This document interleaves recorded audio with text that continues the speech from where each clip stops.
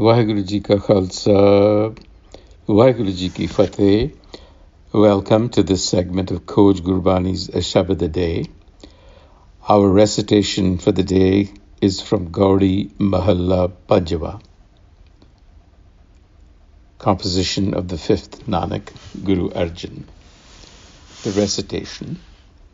Gaudi Mahalla Panjava, Gun Kirat Mori, रहाओ तू ही रस तू ही जस तू ही रूप तू ही रंग आस ओट प्रभ तोरी तू ही मान तू ही दान तू ही पत तू ही प्राण गुर टूटी ले जोड़ी तू ही ग्रह तू ही बन तू ही गाओ तू ही सुन है नानक नेर नेरी तू ही ग्रह तू ही बन तू ही गाओ तू ही सुन है नानक नेर नेरी.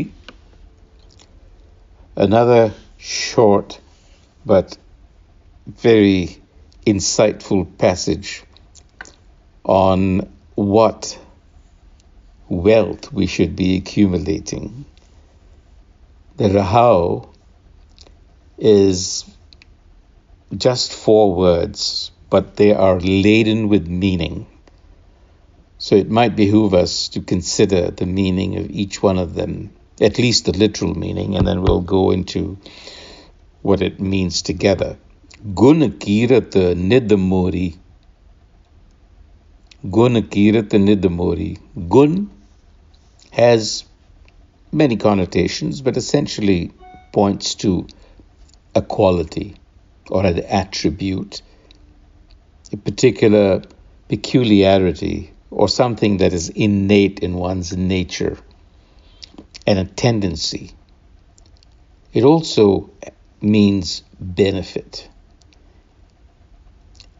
Kirat, which is the second word, is usually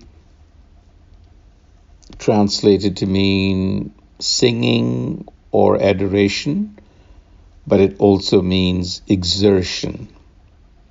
Nidh, wealth or treasury, also implies a receptacle or an abode. So if you take all of this and put it together, Gun Kirat Nidh Mori would read, self-knowledge is my wealth.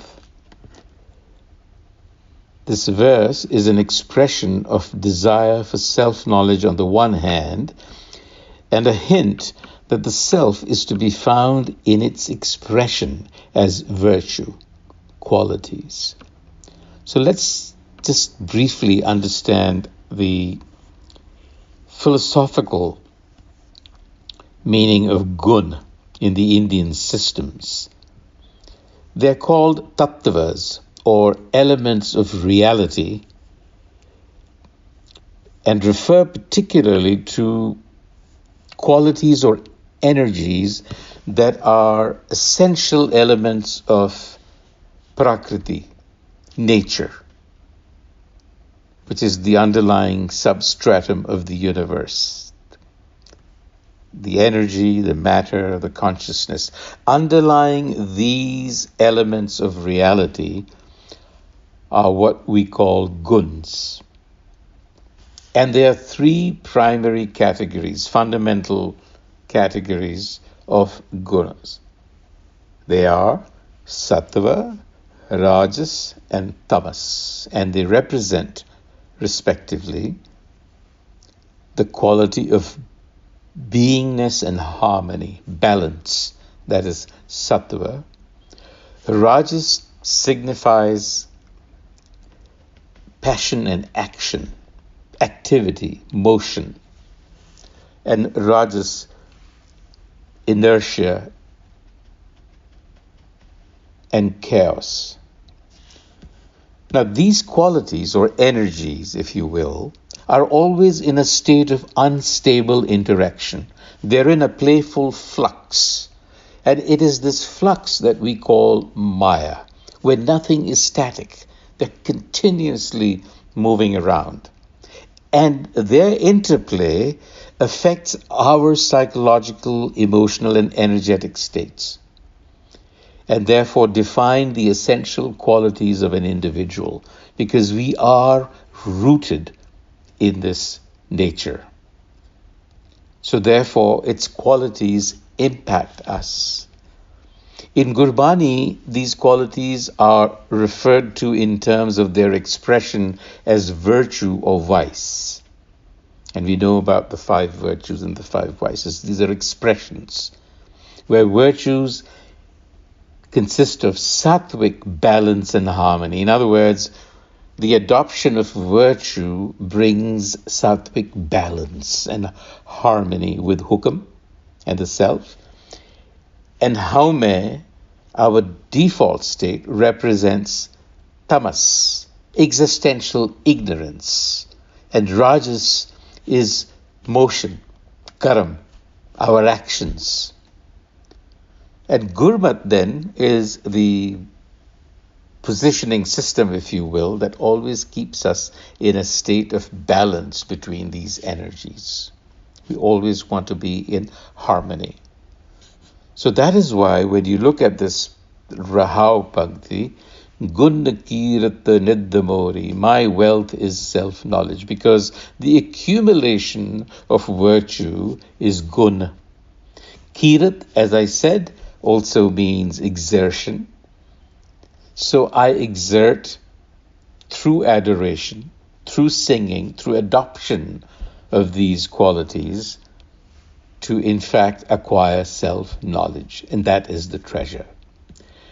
The rest of the passage is essentially saying that self-knowledge encompasses everything else.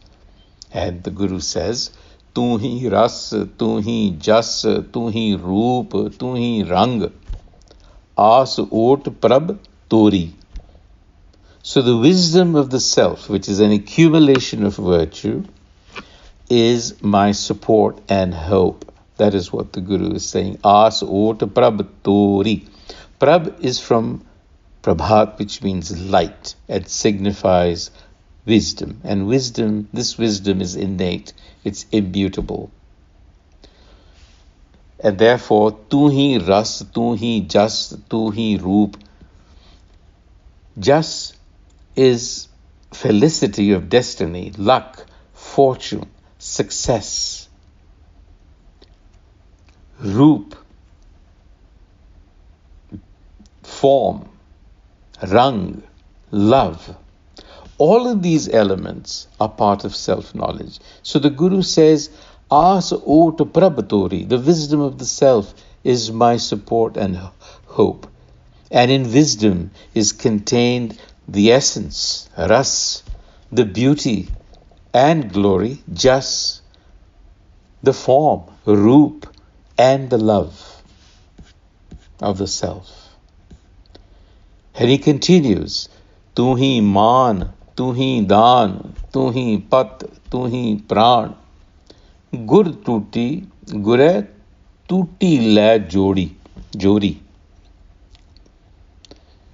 So Gur wisdom heals the fracture between the haume and the self, the transformation of the self. It is the Guru and the enlightener. But he continues in the same vein. He says, You are my consciousness. You are the focus of my attention. Tu hi man, tu hi taan, which is a variation on dhyan. Tu hi pat. Pat is often translated as honor, but pat also means shepherding, one who shepherds you, the guide. So we've translated it to, You are my guide, you are my breath, tu hi pran. Tu hi greh, tu hi ban. Now I perceive you in the home and in the forest. Tu hi gao, tu hi sun. In settlements I see you. In empty spaces I perceive you. And yet, says Nanak, you are nearer than the near. In other words, you're within. Hey Nanak, ner neri. So it is self-knowledge that we have to cultivate as our true wealth. Because in that, so if you remember, we talked about different practices. So it doesn't matter what you're practicing as long as you're striving for this self-knowledge, which encompasses all of this. On that note, until the next time, Waheguru Ji Ka Khalsa, Waheguru Ji Ki Fateh.